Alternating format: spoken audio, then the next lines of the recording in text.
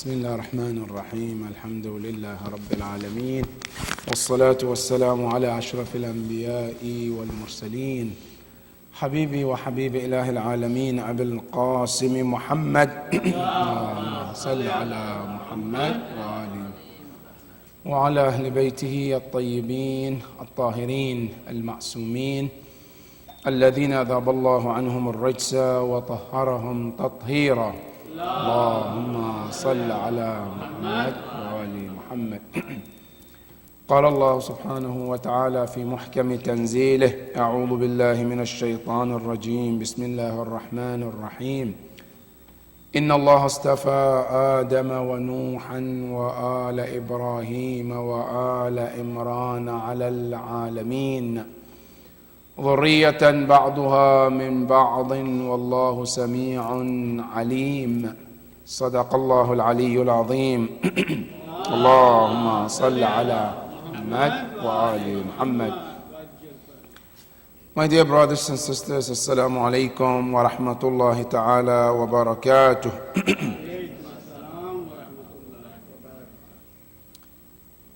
First, I would like to offer my congratulations to our 12th Imam, Sahib al-Asri wa Zaman. Allahumma salli ala Muhammad. And also to the Shia of the world, and especially the Shia of this community. And I ask Allah subhanahu wa ta'ala to help us to be the true followers of Zainab alayhi salam.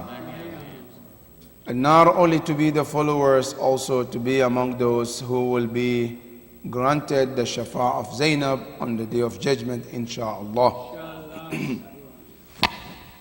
In fact, when the topic about Zainab alayhi salam, Allahumma salli ala Muhammad wa ali Muhammad, when the topic about her comes, there are so many things can be discussed.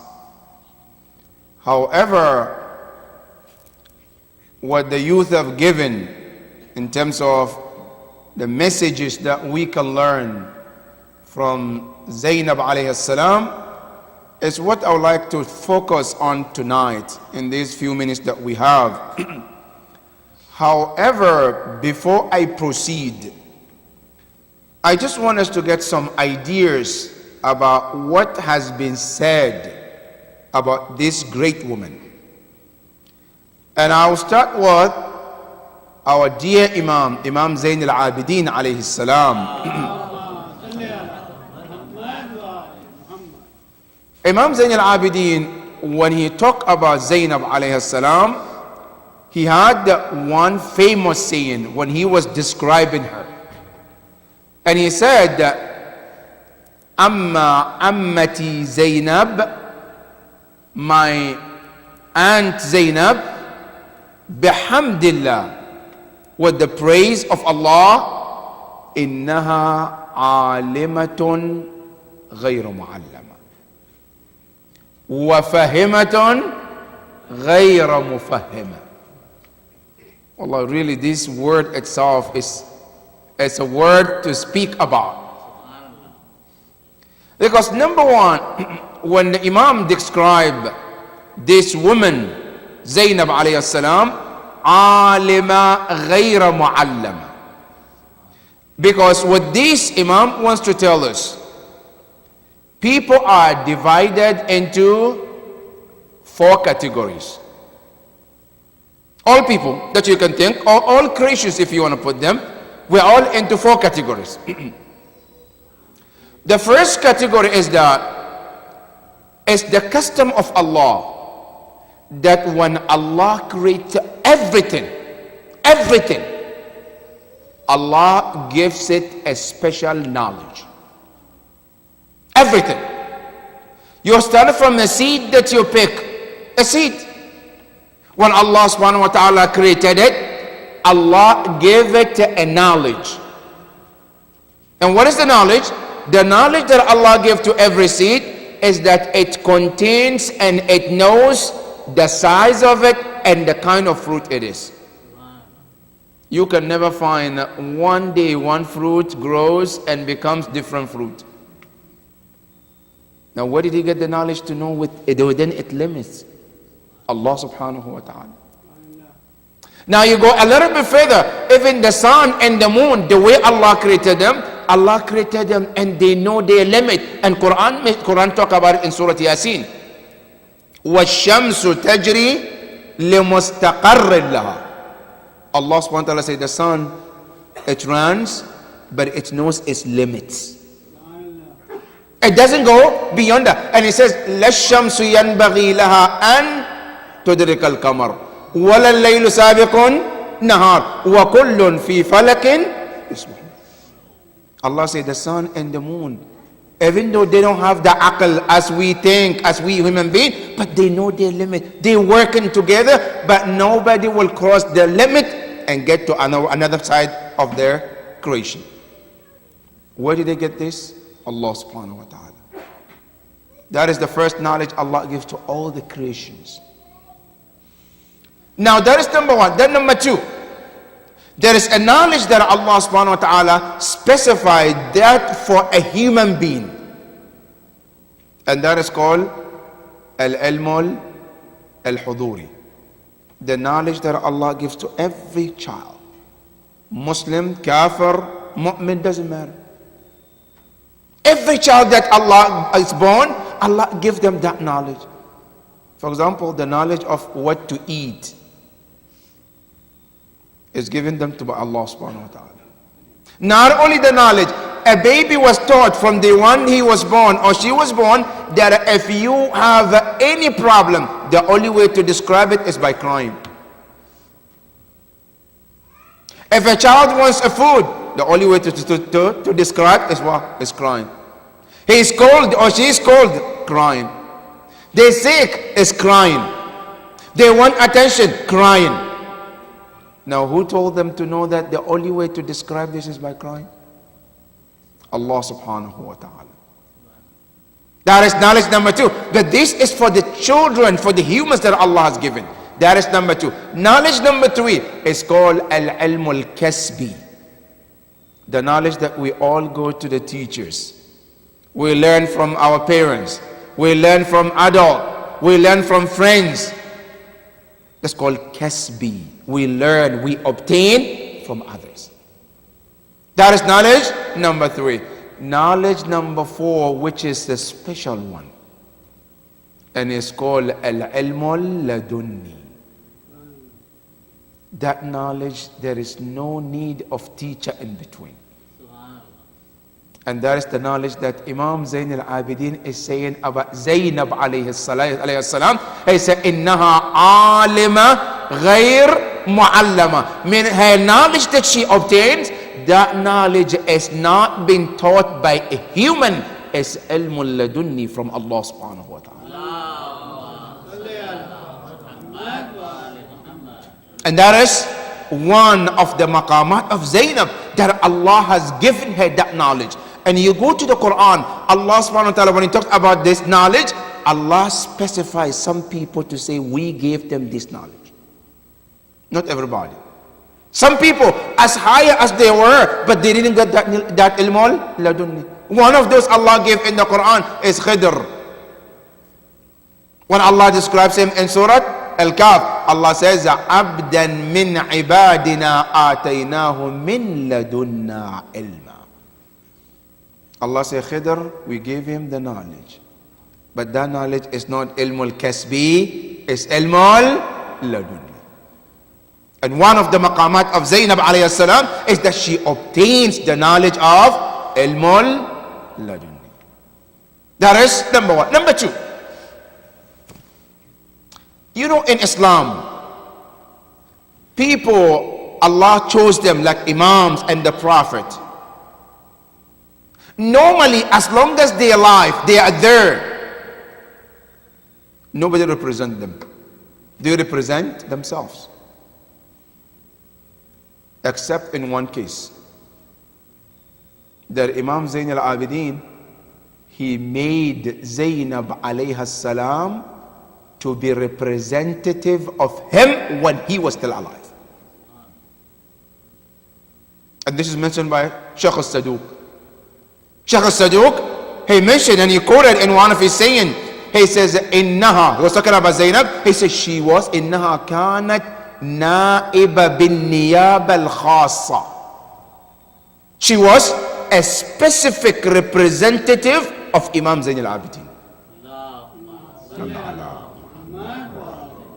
And he says, وَكَانَ النَّاسُ يَرْجِعُونَ إِلَيْهَا فِي الْحَلَالِ وَالْحَرَامِ إِلَىٰ أَنْ بُرِئَ الْإِمَامِ زَيْنَ الْعَابِدِينَ.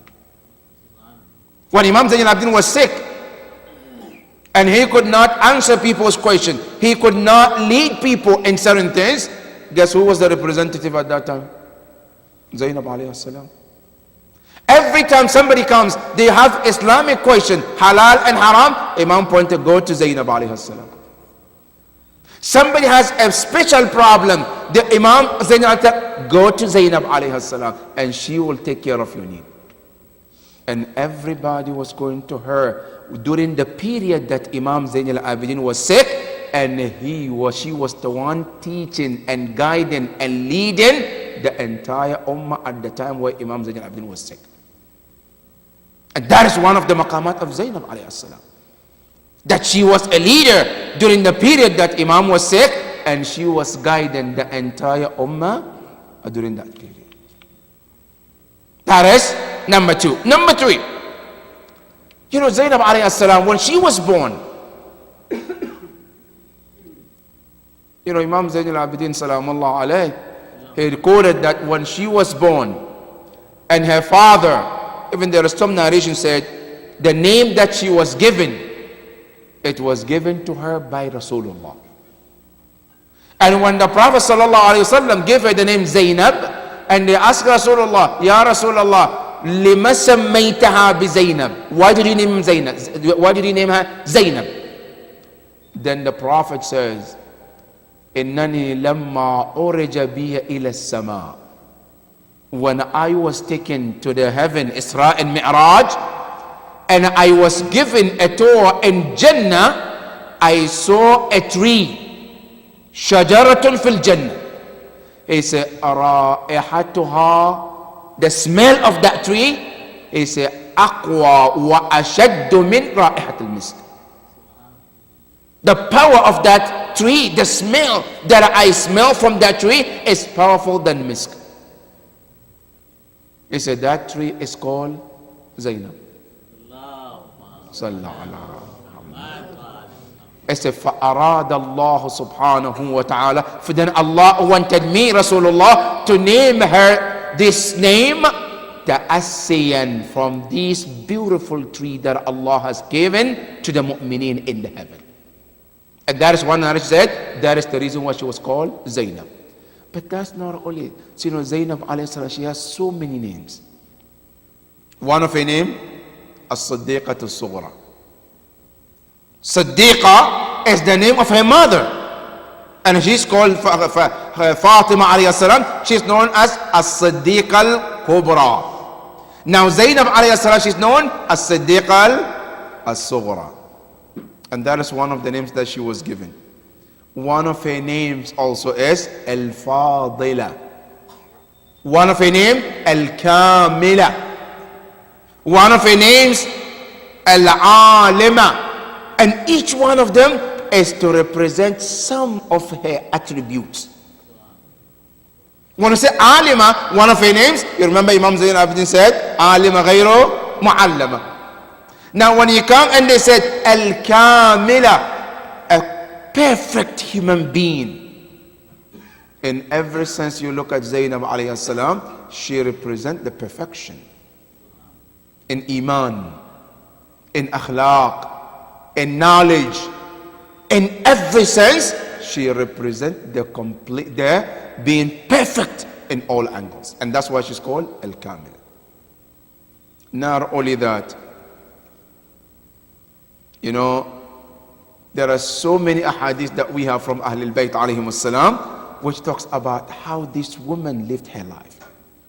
She was very young in Medina, and she used to teach Quran.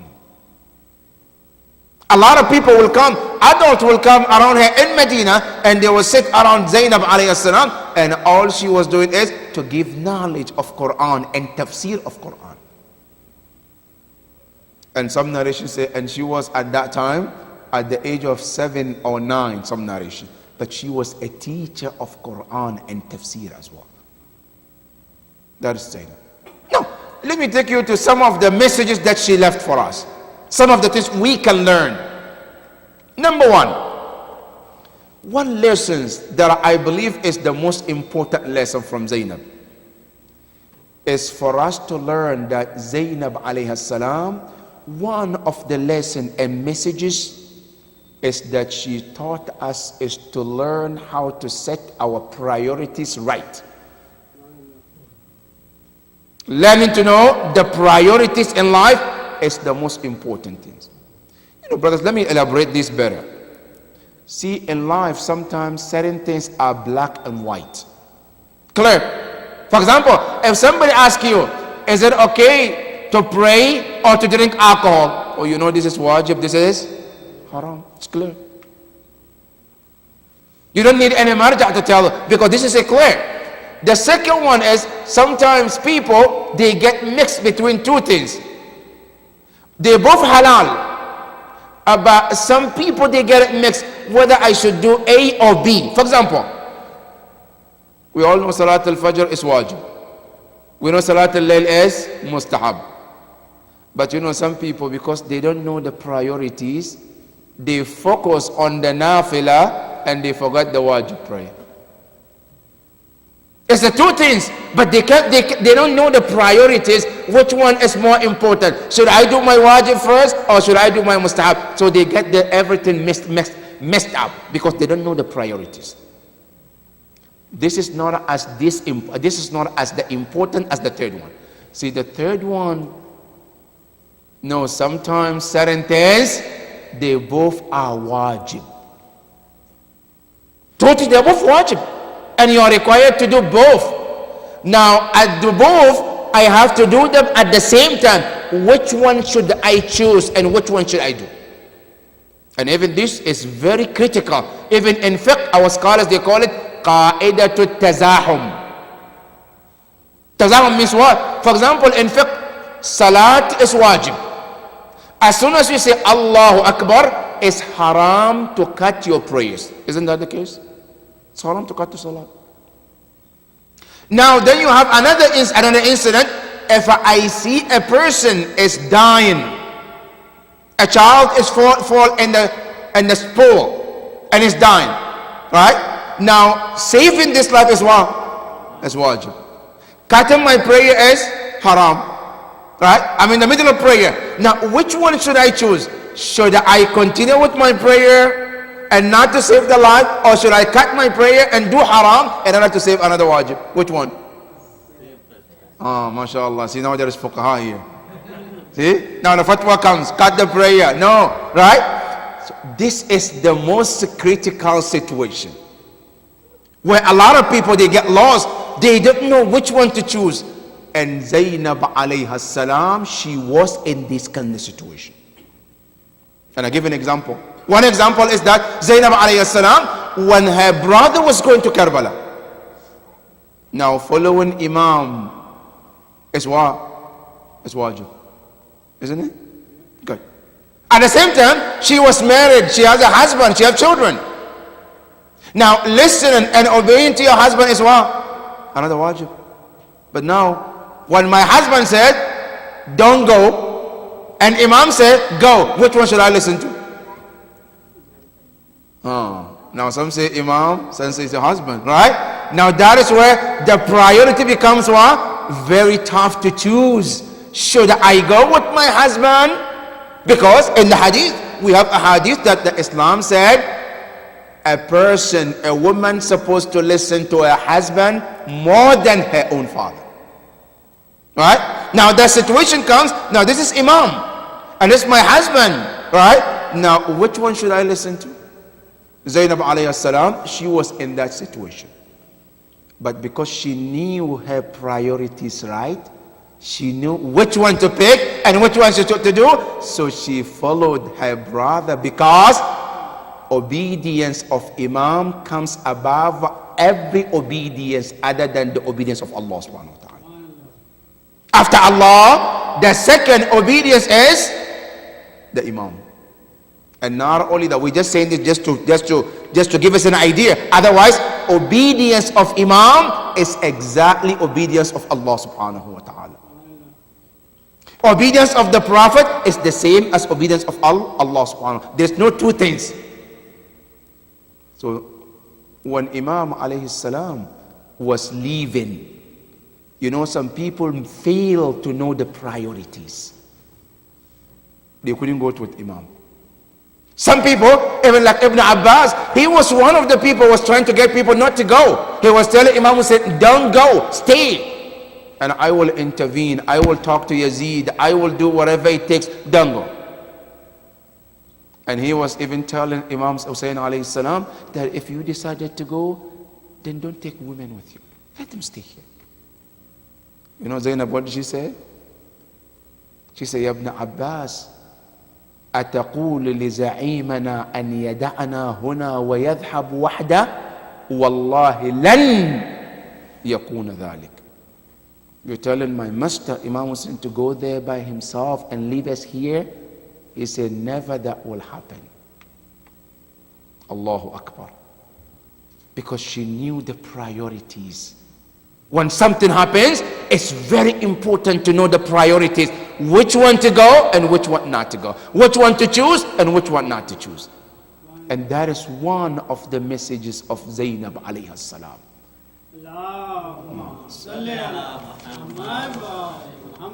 That is number one. That is one of the things that we have to learn. That's the message.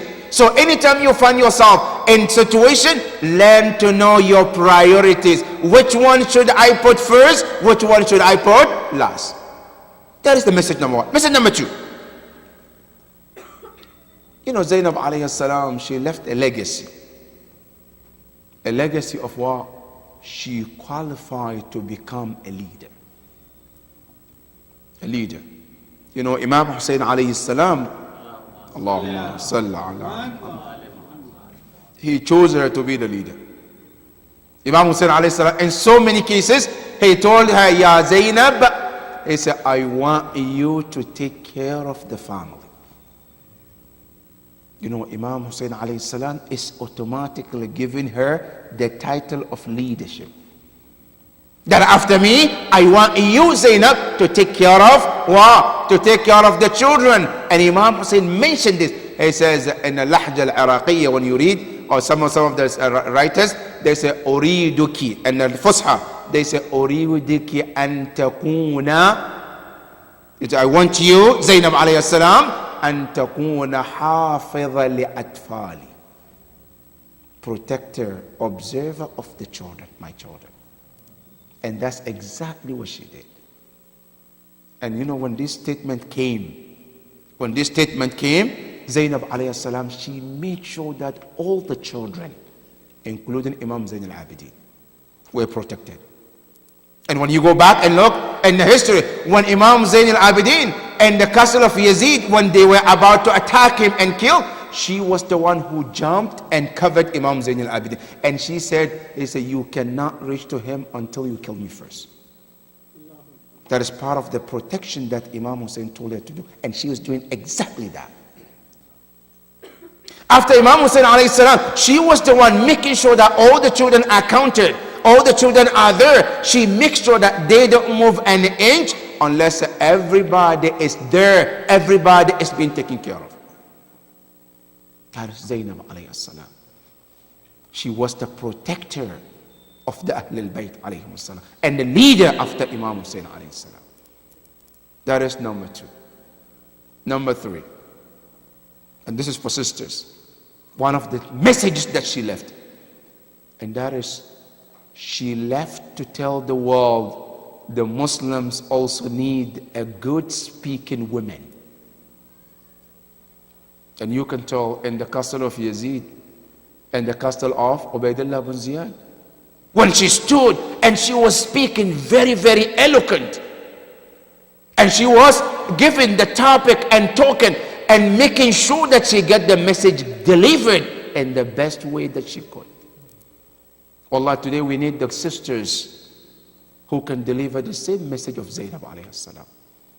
We need sisters who can stand on the podium and give the best speech that can get to the heart of the tyrant of the world of today. The way Zainab did at the time with the tyrant of that day. The way that today, brothers and sisters, we have to understand, today there are also Yazid that we talk about. There is one Yazid that was killed, but there are so many Yazid of the age of this time. And we need Zainabs of the time to fight off the Yazids of the time. We don't think that no, Yazid was killed and that's, or Yazid died and that's, no. There are Yazids who promote the same message of Yazid of today. And we need the Zainabs who can stand against those Yazid. The same thing Zainab bint Ali did at that time. And that requires, we need our young sisters to start practicing, to learn to become good speakers so they can give the world the message that Zainab alayhi salam left. That is another message that Zainab gave to us. Another message that Zainab alayhi salam, she left us, is to let us to understand how to protect the ruh and the spirit of wilaya. Allah, wilaya is the most important thing in Islam. No wilaya, no religion, no Islam. And you can see Zainab alayhi salam, she gave everything she could to protect that wilaya. From day one, every place she goes, she was protecting that wilaya. In the castle of Yazid, when Yazid, la'natullah alayh, asked her, Ya Zainab, أرأيت بما فعل الله بأخيك? Did you see what Allah did to your brother? You know her answer, eloquent, nice, and direct to the point. She said, Wallahi ma ra'aytu illa jamila. هؤلاء كتب الله عليهم الموت فبرزوا إلى مضاجعهم. She said, I didn't see anything except beauty.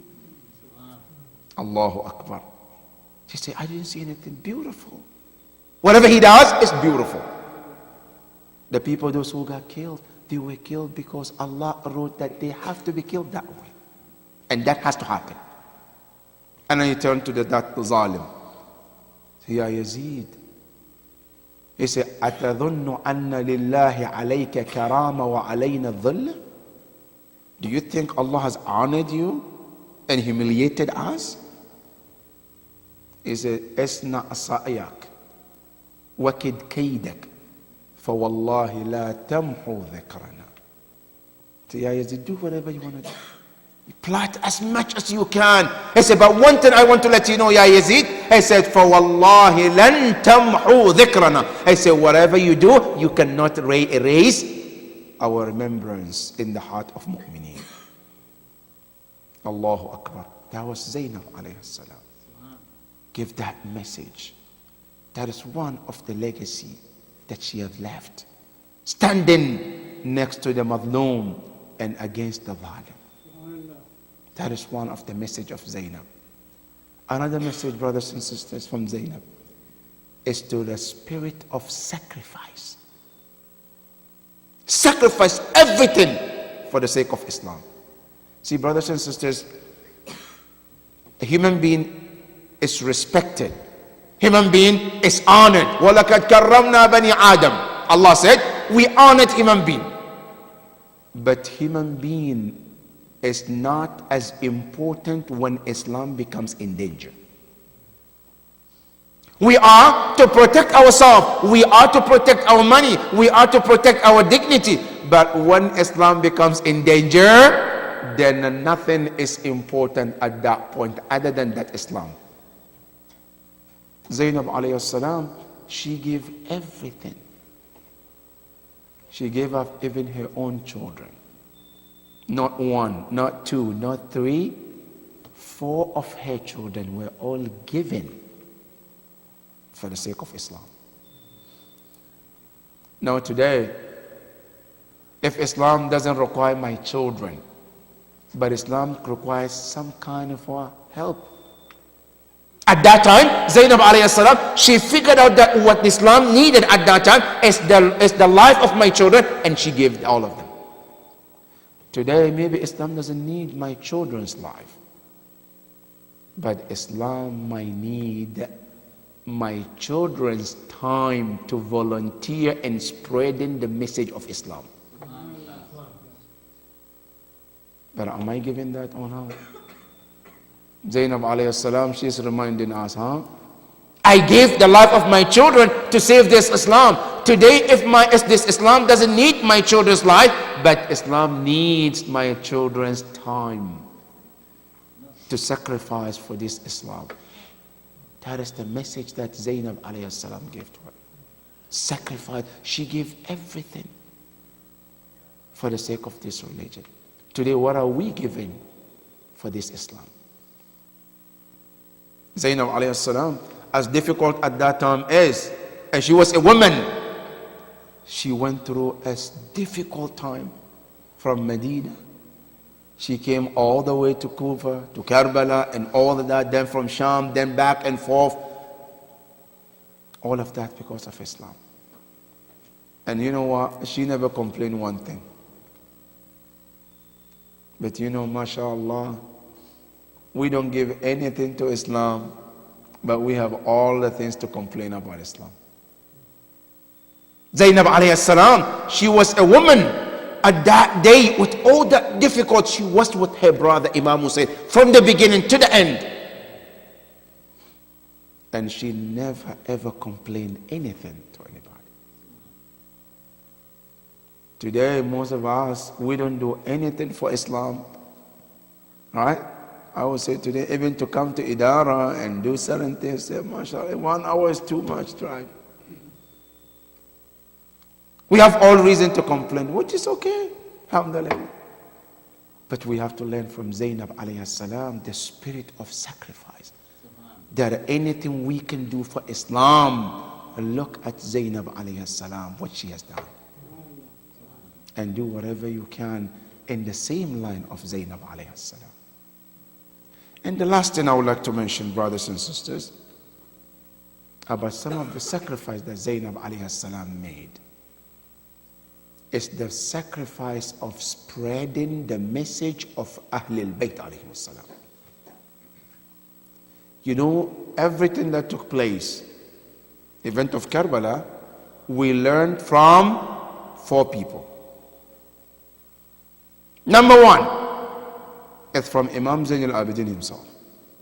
Allahumma salli ala Muhammad. Number 2, we learn also from Zainab alayhi salam. Number 3, from Imam Baqir alayhi salam, because he was there too. Salli ala Muhammad.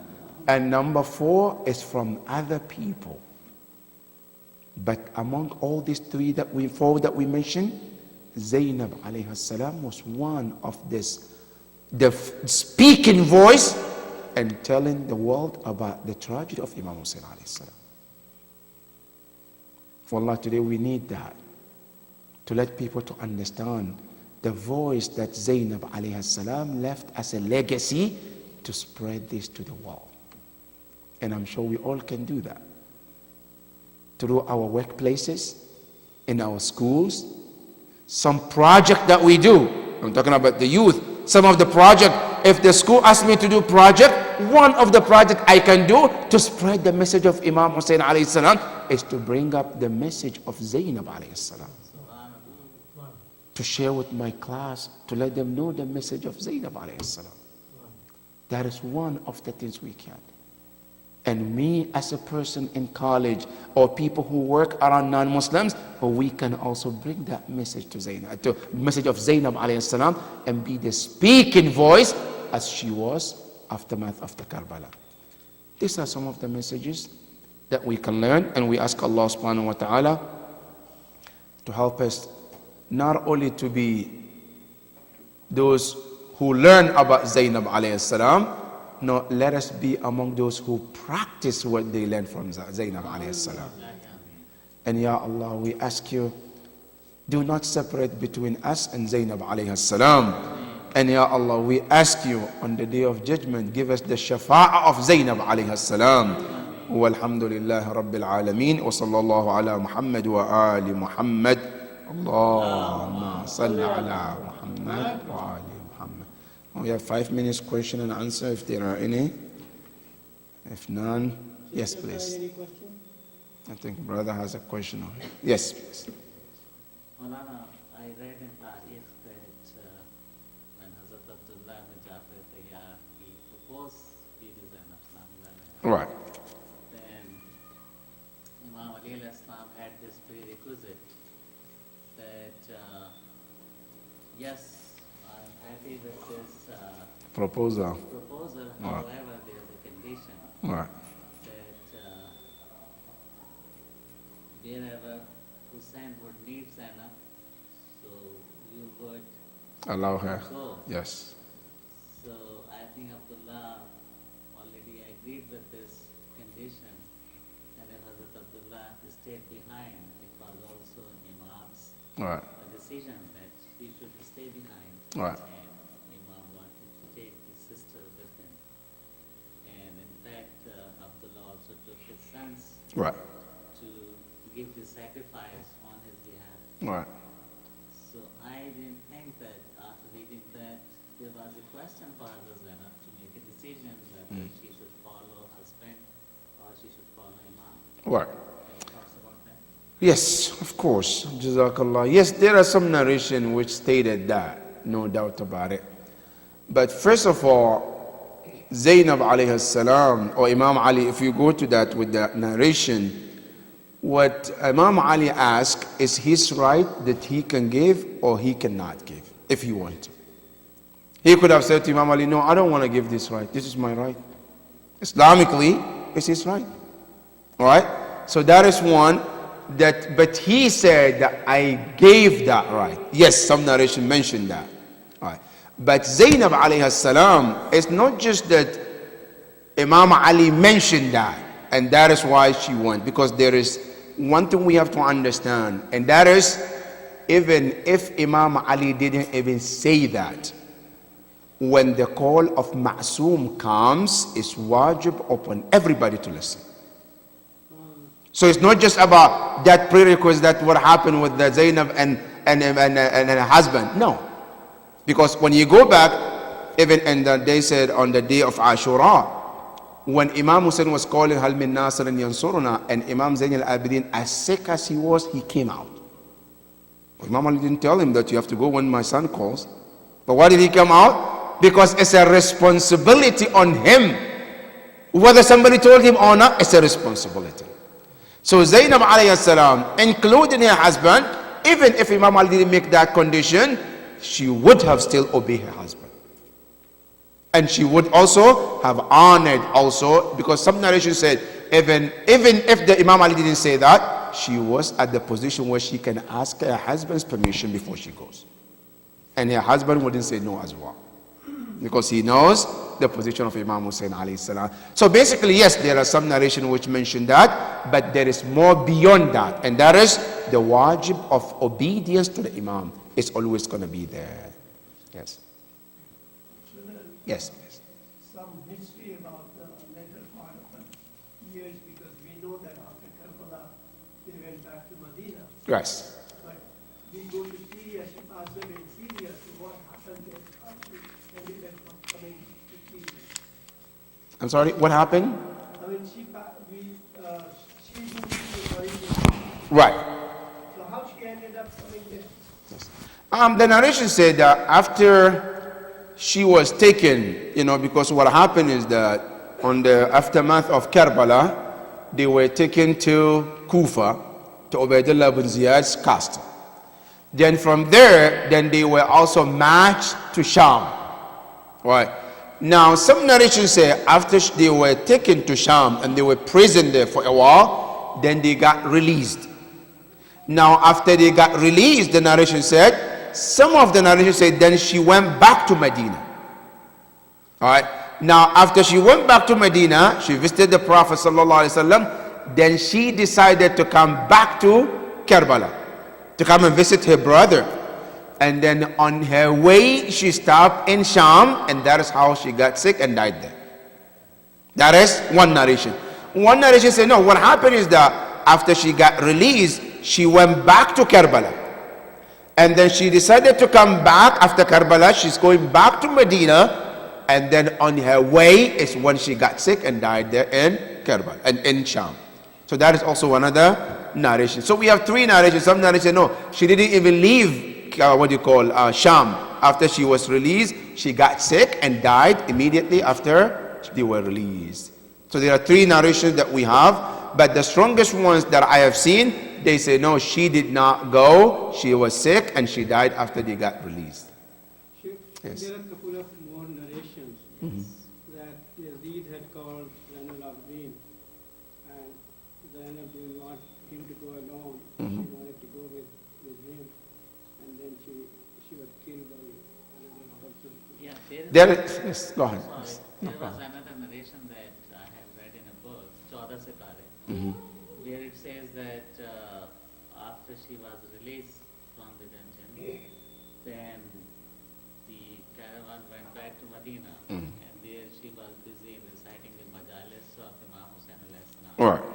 And then Yazid and his people, they were concerned that, if people would know the message, then they would be against me. So therefore they asked Imam Abdullah alayhi salam that, this should be stopped. And then Hazrat Zainab salamu alayha was not willing to do that. Then he ordered for her exile. And then, reluctantly she left. And Abdullah ibn Jabir Tayyar had some property in Syria.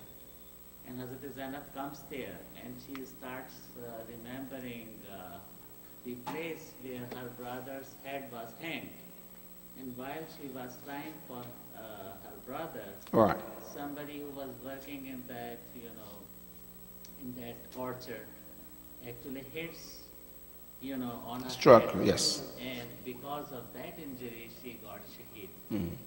That's what I have read in Chauda. Yes, there is some narrations in that regard as well. Yes. Yes. I think with that, we should end the program. For how long did she live after Karbala? There is also different narrations. Some say not even a year after the incident of Karbala that she got, she died. That she became shaheed. Yes. Now if everybody can stand up, please, for Dua Imam. بسم الله الرحمن الرحيم اللهم كن لوليك الحجة ابن الحسن صلواتك عليه وعلى آبائه في هذه الساعة وفي كل ساعة وليا وحافظا وقائدا وناصرا ودليلا وعينا حتى تسكنه أرضك طوعا وتمتعه فيها طويلا برحمتك يا أرحم الراحمين اللهم صل على السلام عليكم.